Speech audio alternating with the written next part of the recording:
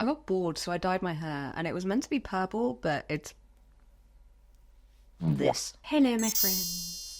Welcome back to my channel. If you are new here, my name is Hazel Jane, and I occasionally paint crap on my face. As you can see, there is a distinct lack of painted crap on my face, which means we are, in fact, painting crap on my face. But today is going to be another edition of delving into monsters, myths, and myths.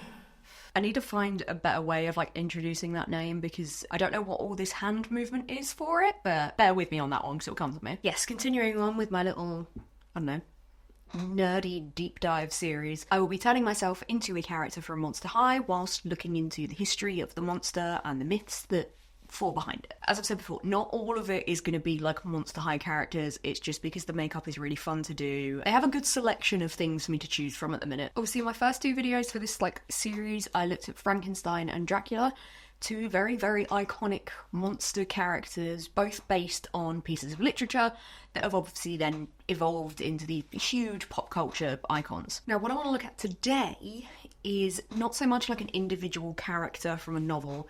It is a legend of Irish folklore. Most people will have heard of them, but not many people will know as much about them as some of the other ones that I've looked at. But we are talking about banshees. Obviously, the Monster High character for this creature is a character called Scara Screams. Normally, I would go and put my contact lenses in first for the look, so I'm not changing them out. However, she has no eyes, so I will be wearing whiteout lenses, so I will be putting those in at the end because otherwise I won't be able to see. But I'm going to stop my usual waffling and crack on with the story. Before I get too stuck into things, just two very, very quick side notes. A few people have been asking me on my previous videos to include the products that I'm using as I do the makeup. I don't want to try and include them as I'm doing the makeup because I will inevitably forget or I'll lose my train of thought with everything. But I will try and list in the description all the products that I've used and any links and anything as well. Apologies for not doing that with the first few videos, but I will endeavour to do that going forward. Second little note, because this is based on actual cultural folklore rather than a novel or a story or anything like that, the research into it wasn't quite as linear. There was so many different branches into different myths and legends and stories and stuff like that. My research into this was a little bit all over the place because honestly I kept getting sidetracked with different stories and veering off. So if my retelling of all of this is a bit confusing or a bit all over the place, I do apologise. I have tried to keep it as coherent as possible, but I'm trying some new base products today and I'm very nervous. So, what exactly is a banshee? So a banshee is a female? We are off to a fabulous start. A banshee is a female spirit in Irish folklore who heralds the death of usually a family member by either wailing or shrieking. I will just say as well, obviously, because we are talking old Irish folklore, there is a lot of very, very Irish words in this, which I am inevitably going to get wrong, though I am very, very sorry in advance for butchering probably every word that I try. The word comes from Old Irish, meaning fairy woman or woman of the fairy mound. That part of the name especially is associated with the mythologically important tumuli? These are mounds that are dotted around the Irish countryside, or in Old Irish, they're known as sides, or sid? Side? Yeah, sid in singular, or side. I've probably pronounced it wrong. Again, I'm very sorry. Now, there are connections between the banshee and the Irish goddess of war and fate, Morrigan. Often banshees are associated as being the old hag, but some tales have it that she initially appears as an old hag, but later turns out to be Morrigan? I think that's how it's pronounced. Now, the physical description of a banshee changes a lot depending on what sources you read or what tales. One of the most common features throughout most of any banshee sightings is that she has very, very, very long hair. Generally white, and she's often seen combing it or running her fingers through it, and there are some aspects of the legend that states she can only do her wail when she's combing it. Now, with regards to the banshee's comb, there's actually a superstition surrounding it that is still sort of passed on today, and it's the idea that if you ever see a comb or hairbrush lying on the ground, you should never pick it up because it is in fact the banshee's comb. And if you pick up this comb and try and take it home with you, The banshee will chase you and follow you home and then like bang on your doors and windows until you give it back. And the belief following that was that if you tried to give it back to her, you had to use like tongs or like fireplace things to hand it back, because if you just tried to like hand it back to her, she'd rip your arm off.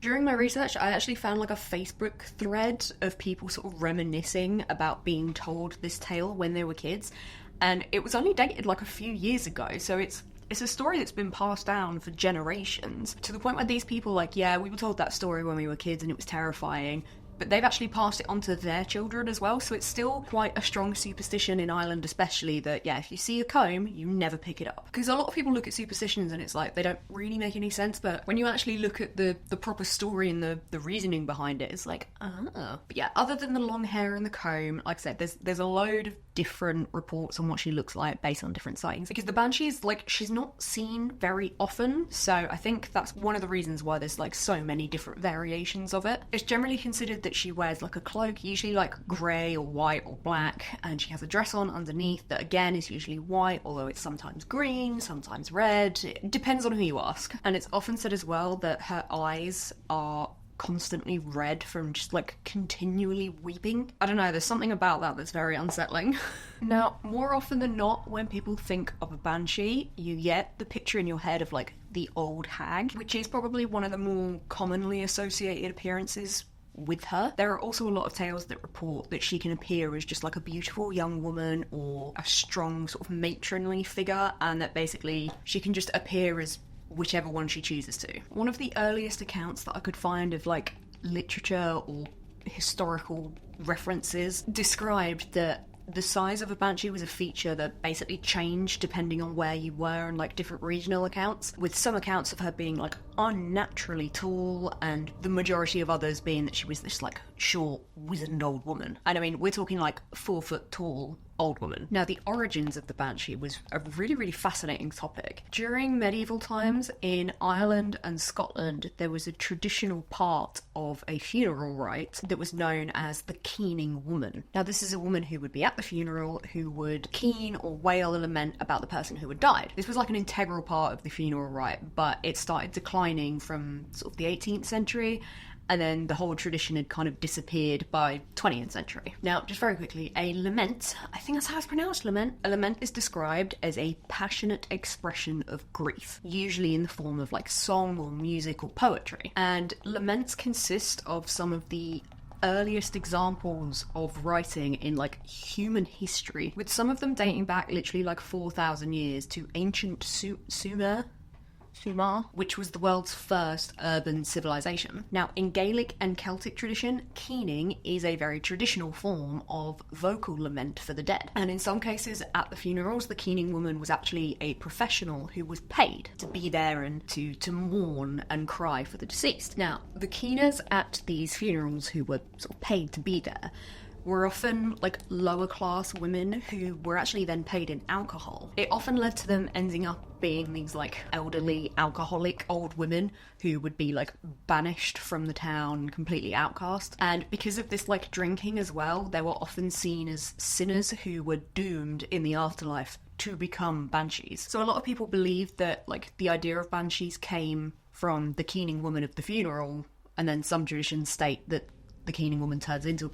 So it's kind of almost like a bit of a chicken and egg situation with like whether they were keeners first or band, like, but generally that's the kind of the most accepted origin of these creatures. Now, obviously, the keening woman sang at funerals after someone had died, whereas the banshees, they they wail to warn people that someone is about to die. So they sing before the death has happened. And it was generally that if you heard a banshee scream, it was warning you about the death of a family member. So even if the person who was about to die was really far away and the news of their pending death hadn't actually reached the family yet, the banshee's wailing was considered basically the first warning to the household. Now, because most of the tales of any kind of interactions with banshees were then being heard and not seen, a lot of sort of critics and cynics and realists, basically they just claim that it's, you know, it's a load of old wives' tales, and any noises that are heard are just wildlife and various different animals, which, you know, I mean, to be fair, I mean, have you ever heard a fox at night when they do their little scream thing? It is haunting. On the topic of animals, though, there were some banshees that were reported to be able to take the form of a crow, a weasel, a stoat, or a hare, which are animals that are, like, typically associated with witchcraft in, like, Irish mythology. Now, some people believe that the banshee was, in fact, just a normal mortal woman at one point who usually she was incredibly beautiful and very sort of radiant and joyous and just really, you know, really loved life. But then, as with all good villain-esque origin stories, she befell some sort of horrendous, awful tragedy which led her to become this, like, haggard old woman. There's some debate as to whether banshees are ghosts or fairies, because of the origin of the word is linked to fairy rather than ghost, but generally speaking, fairies are considered to be very sort of communal creatures, whether it's interacting with humans or just amongst each other, whereas banshees are like solitary creatures. She will often sort of flee at the sight of mortals, and it's not like she hangs around with other fairies, she's generally just on her own. Now, when a banshee moves from like place to place, it's often said that like you can hear a sort of fluttering sound like a flock of birds, and that once she was gone, all that remained in her place is just like a big cloud of mist. While doing my research as well, I found out about something called banshee chairs, which are really, really cool. So basically it's just throughout Ireland, it's these natural forming rocks that are all like crooked and stuff, but they form like a little seat, and the idea being that that is where the banshees would sit and wail. So obviously banshees are known as being predictors of death, whether it's for an ill family member who is likely to die, or in some cases, if anyone who's sort of about to embark on something where there's a very low chance that they'll survive, the banshee will warn them by wailing and screaming and stuff.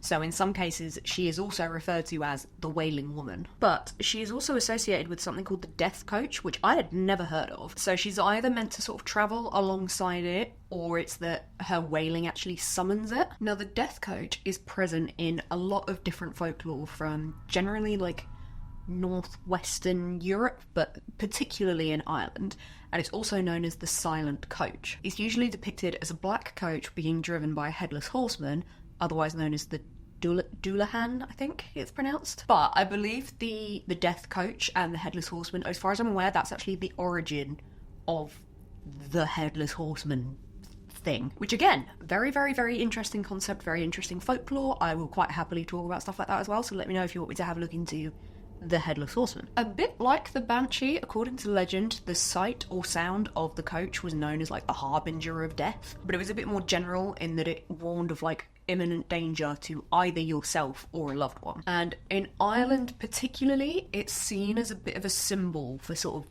the inevitability of death, because the belief goes that once it has come to Earth, it can never return empty, and once it's kind of signalled that someone is about to die, there is jack all that a mortal being can do to stop it. And obviously the link with banshees is that her wail like summons the coach, or she's seen like travelling alongside it. So there's a lot of associations between the two of them. So in some parts of Ireland, she's referred to as the Keening Woman rather than like the Wailing Woman. And there are some parts where it's believed that her wail is so powerful that it will shatter glass. Scotland has a similar character within their folklore known as like the washerwoman, or like the little washerwoman. Now she will be seen at a body of water washing the clothes of the person who was about to die, hence washerwoman. Now accounts of people witnessing or hearing or interacting with a banshee date as far back as 1380, so well before anything like Frankenstein or Dracula, and it was a publication with a name that I am not even going to attempt to pronounce. It is this one.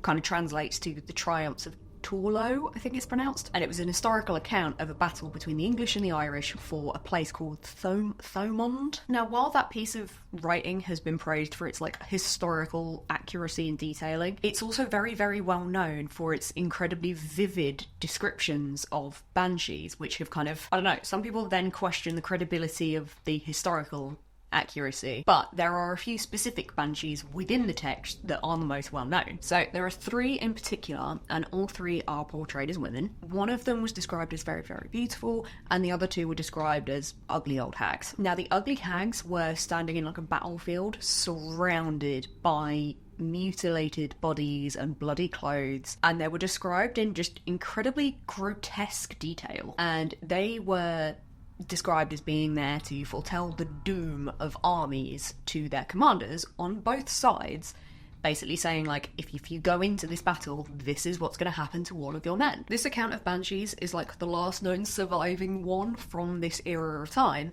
until nearly 300 years later, in 1655, where they're mentioned again in the memoirs of Lady Fanshawe. Now, despite it being, like, the only piece of literature that had survived, the tales of banshees' involvement in the Battle of Thomond, they have survived for centuries by being passed on through word of mouth, which is again where a lot of like legends and folklore come from. It's passed on through generations of storytelling. It's often why they're referred to, I think, as like old wives' tales, because it's, you know, some of it is like the stories that your grandparents tell you when you're a kid. There's a general idea with banshees that only certain families get the privilege of hearing a banshee, and it's often associated that it's not just one banshee that like goes around Ireland, but generally these particular families, they have their own banshee, which is probably another reason why so many different accounts of banshees vary so differently in terms of her appearance and her behaviour, because obviously each family has their own one. It's generally believed that the banshee will only lament the death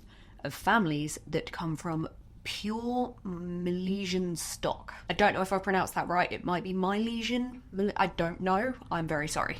But the Milesians, or the sons of Mill, according to medieval Irish Christian history, which, try saying that 5 times fast, the sons of Mill were the last settlers of Ireland. There's a whole big sort of like legend and story to do with, I think it's 3 different brothers, or like 3 groups of families who tried to cross the sea to settle in Ireland, and the first 2 brothers, or sons I think, they perished on the journey, but the sons of Mill were able to cross and then settle in Ireland. And generally speaking, they're considered to represent the Irish people. They're known as the Gaels, which I think that's how it's pronounced, which is an ethno-linguistic group native to Ireland, Scotland, and the Isle of Man, I think. And they're associated with the Gaelic language. The story goes that they sailed to Ireland from a place called Iberia, which is a peninsula in southwestern Europe, after they've been sailing around the world for like hundreds of years. Now, when they land in Ireland, they face a group known as the Tuatha De Danann. Oh, I've definitely butchered that, I'm very sorry. Their earlier name generally meant like tribe of the gods.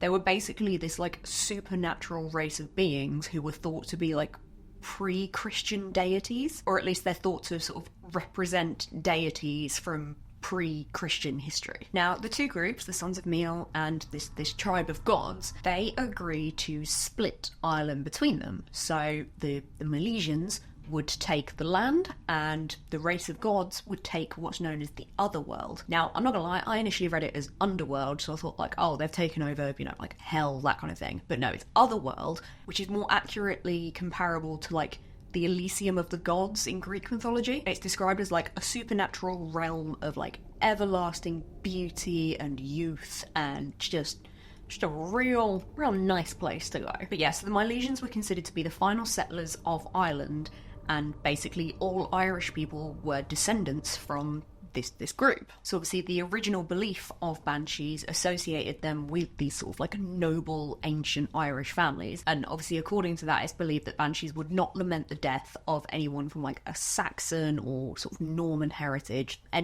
Basically anyone who wasn't Irish didn't get the death wail. Now obviously, because of this tradition to do with sort of Irish heritage, a lot of the families that are associated with banshees have the O with the accent, or the muck prefix to the name, which are obviously surnames of Gaelic origin, indicating that the family were natives to Ireland.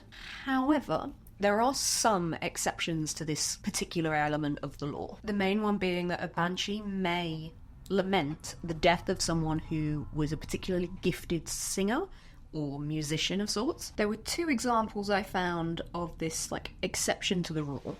One of which was an incredibly old dynasty known as the Geraldines. Now, the Geraldines were not pure Milesian stock. They were a noble and aristocratic dynasty of Anglo-Norman and Cambro-Norman origin. Kind of translates to like oldie worldy England and Wales, basically. Now, this dynasty was founded in like 1075, so it's old. And a lot of historical chronicles sort of described them as being more Irish than the Irish themselves. They're very famously associated with that particular phrase. So the reports of them hearing banshees was generally explained by the fact that even the Irish considered them to be Irish. Okay, I've done that thing where I can't concentrate on telling the story whilst doing this. Let me just go put my other eyebrow on and then I'll be right back. Okay, I'm back. As always, they are a bit wonky, but we're moving on. Now, the other example that I found of the exception to the rule about traditional Irish families was to do with what is known as the Bunworth Banshee. Now, this was to do with the death of Reverend Charles Bunworth, and he was of an Anglo-Saxon origin. Now, Bunworth was born in 1704 and was like this renowned harpist and obviously reverend. He died in 1722. So, he was not very old, actually. I've only just realised that. However, according to a book called Fairy Legends and Traditions of Southern Ireland, something like that was published like 50 years after his death, a banshee was said to have been seen and heard by several different people leading up to the Reverend's death. Now, at the actual time of his death, there's no references to banshees or anything supernatural in any, like, biographical evidence. And it turns out that the author of this book was actually the great-grandson of Reverend Bunworth, so it's believed that this whole banshee thing was just kind of legends within the family that were passed down to him. But yeah, obviously him being this like really, really famous harpist is believed to have been the reason he was the exception to the traditional Irish family rule. Within this book, though, there was actually an illustration of the Bunworth Banshee, and in this case she was described as having this like flowing white hair. She had a black cloak on and she would follow people around, wailing and keening and clapping her hands, and then she would sit under a tree that had been struck by lightning, which I have to admit is a very cool visual. Now, going back to the idea that each of these sort of native Irish houses had their own banshee, I found reference to a banshee for the, I think it's pronounced O'Brien, and it's probably different, but I read it as O'Brien, so again, I'm really sorry. But their banshee was thought to be named Abel, and she was believed to rule over like 25 other banshees who would kind of always be at her beck and call. Part of stuff like this led to a belief that if several banshees were seen or heard at any given time, it signalled the death of someone very important. Now, another family, the O'Donnells, their banshee apparently lived on a rock that, like, overlooked the sea, and she didn't cry for, like, one specific death. She apparently wailed and lamented for basically all of the general misfortunes that fell on that family. The O'Neill's family banshee would call out from a place called Ulster Wood, which was, like, across a body of water from their castle and where they lived. And apparently her name was Maveen, which I thought was a very pretty name, but she even had like a special room set aside for her within the castle. Now, the belief as to why banshees follow these particular families is split down the middle. There's two possible reasons for it, and they massively contradict each other. On the one hand, people believe that she basically just follows these families to like torment them with her wailing, and the other belief is that she was a friend of these families who is just obviously distraught at the death of someone close to them. Now, in the original folklore, whilst the banshee is like an omen of death, she doesn't cause harm to the people who encounter her. She's like an early warning system, basically. It was generally considered a privilege that these great families had a banshee associated with them. However, there is another female spirit within Irish folklore that is often associated with the banshee, and she is a bit of a mean one. I did see some sources say that this other spirit is actually like the banshee's sister, so I don't know how interlinked they are in that respect. I'm gonna try and pronounce it, but this spirit is known as the Lanhornshee, and she is more closely akin to a succubus than a banshee. So she is considered to be a beautiful woman who attracts young men and basically siphons off their life force, which just slowly kills them. So the information that I found stated that the name kind of roughly translated to fairy mistress, and that she sought the love of mortal men. Now, if these mortal men refused her love or refused to give her their love, she would kind of belong to them. She would be a servant to them. But if they consent to her, they are hers, and they're trapped unless they can get someone to replace them. And the general idea is that she siphons their life forces. She lives off them, and they slowly waste away. Now, she's often considered to be a muse, so a lot of the men that she's associated with sort of luring to their death were like creatives and poets and that kind of thing. So it's a general association that a lot of Gaelic poets died very young as a result of this sort of succubus creature. Now, obviously, most like famous tales of banshees are associated with the warning of a death in the family, but I did find some references that indicated sometimes like banshees would wail at the crowning of a true king, and one reported case of this was at the crowning of the legendary Brian Boru, who overthrew the O'Neills to then start the O'Brien dynasty. There's a whole lot of dynasties involved in this. Now, I did find one report that was associated with what is considered like the only occurrence of a human banshee appearing. I'll be honest, I'm a bit skeptical of this one, and I feel like the link to banshees with this is tenuous at best. Basically, in 1437, a woman who claimed to be a seer approached King James I of Scotland and like correctly predicted his murder. I don't know how closely I would consider that like banshee related, considering she claimed she was a seer, not a banshee or anything like that. And I mean, it could just be a coincidence. Like, I don't know. The link to banshees is a bit of a stretch, I think, with that one. Now, also within Irish mythology, there is a being known as Clúna. And do you remember that supernatural race that I mentioned a little while ago that was like the tribe of the gods who lived in the other world, like that kind of thing? She is part of that race, and she is like the queen of the banshees within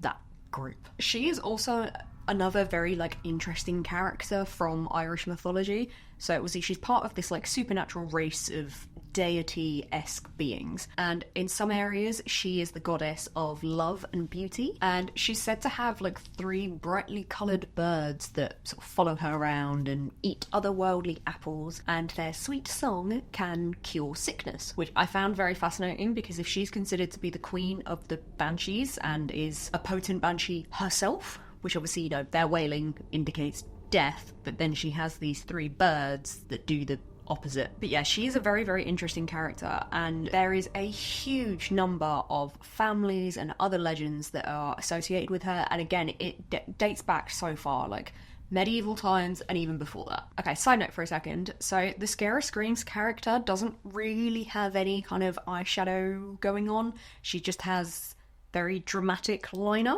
which, if you know me and have seen my other videos, I really struggle to do liner on camera while I'm talking, and I hate doing it at the best of times anyway. So I am going to save myself the embarrassment of trying to do it on camera. So I'm just going to go in and then I'll back. So bear with me. Okay, I'm back.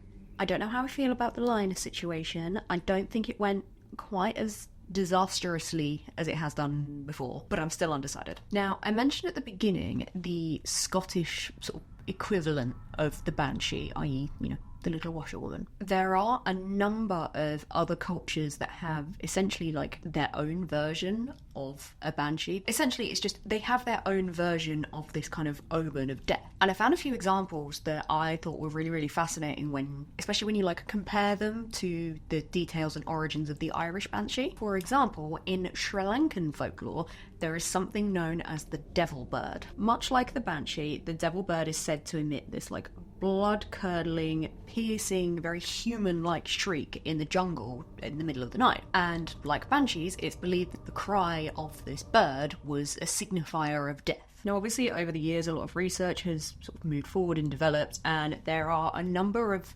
actual birds that their characteristics and descriptions and the noises that they make are very similar to reports of this devil bird. So again, a lot of cynics and realists have just associated this myth and legend with these particular types of birds. I think it's mostly like owls and then a couple of eagles that have been associated with it, because to be fair, there are quite a few birds who, like, when they shriek, it's just, yeah, it is very human sounding, and it is very unsettling if you don't know what it is. Now, in German folklore, there's a creature whose name I am 100% going to butcher, so again, apologies. There is a female sprite known as the Clagmume.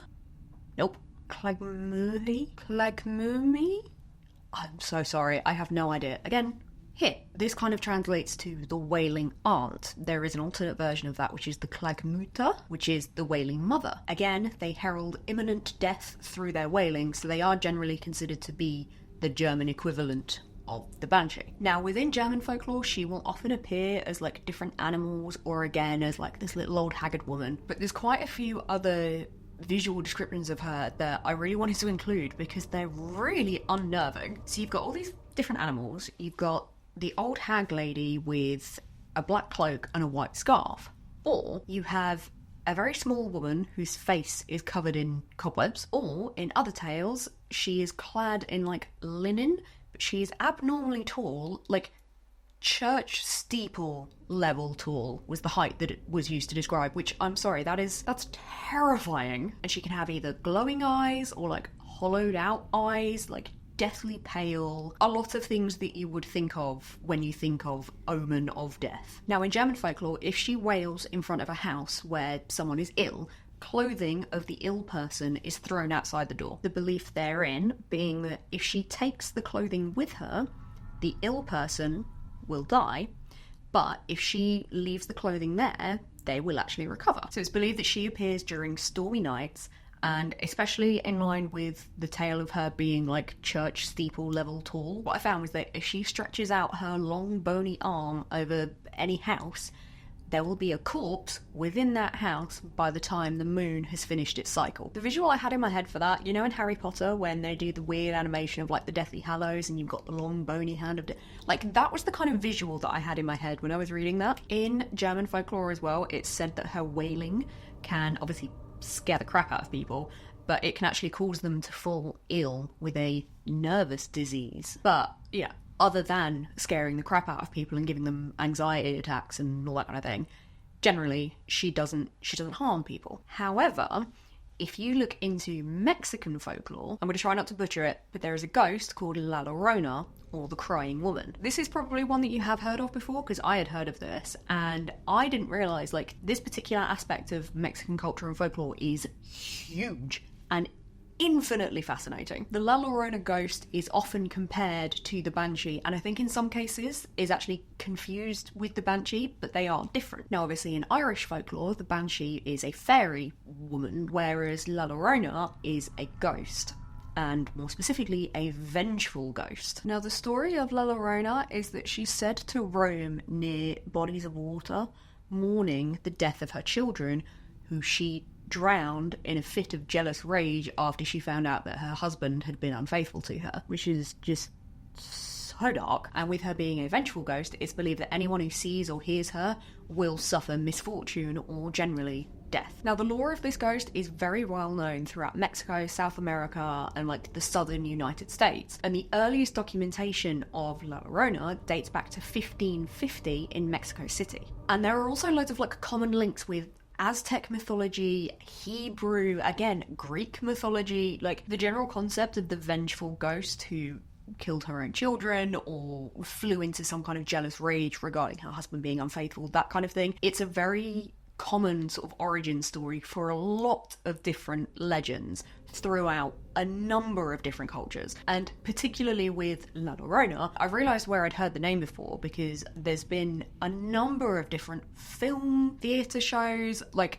the references to this ghost are huge and date back to like the 1930s. I would love to do an episode on La Llorona specifically because holy crap, like I say, it is so detailed and the lore is so deep. Now, obviously, from the original folklore, the banshee, whilst being an omen of death, is not inherently evil and doesn't really present any kind of threat to the people who hear or see her. There is quite a common misconception that they are dangerous and that if you see or hear a banshee, it means that you will die. And as a result, the portrayal of banshees in media often does present them as being evil. Okay, I'm just about finished with this makeup, but I need to go and do the hair and put the contact lenses in.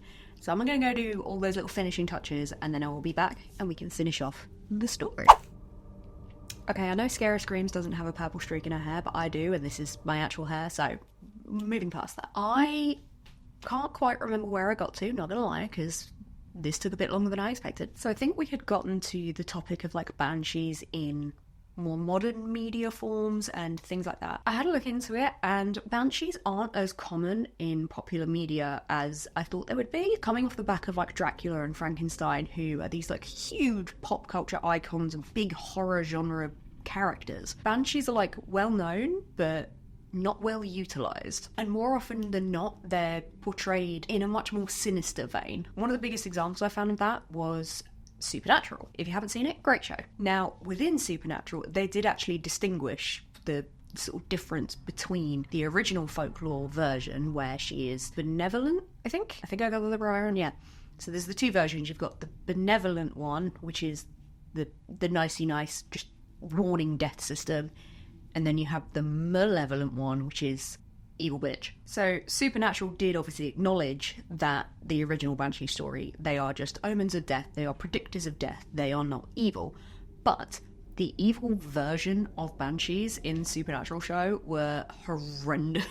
So the way they portrayed like the evil version is that they would prey solely on like the weak and vulnerable, and they would attack them at night, and basically they would use their wailing to just slowly drive the person insane, to the point where the person would then take their own life, specifically in the form of like bashing their own head in, because once that person was then dead, the banshee would feed on their frontal lobe, which is just all kinds of horrifying. And honestly, I wonder if they took a bit of inspiration from mind flayers in D&D, because yummy yummy brains.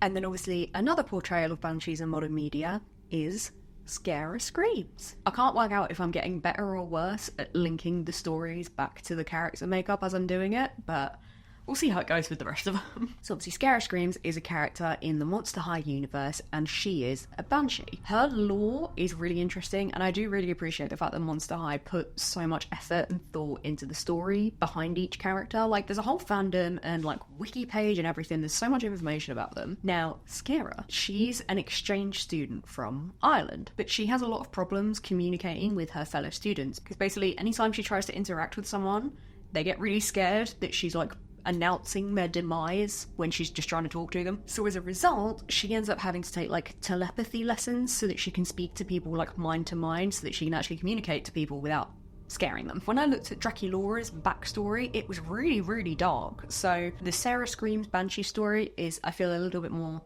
lighthearted. But other than that, I don't have a very clean way of cutting the story off, but that's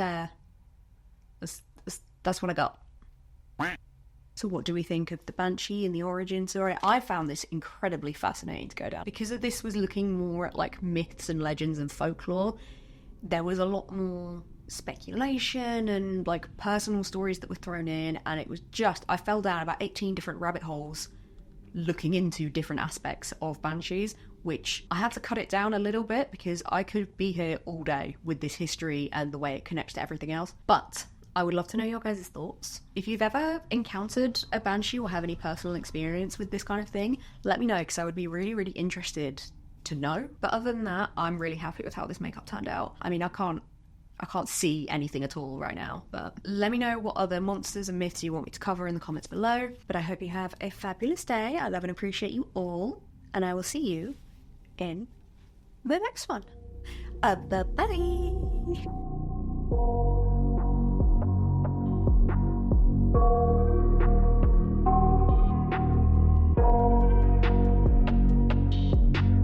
Bye-bye. I don't know why I did it like that. I don't know why I do a lot of things.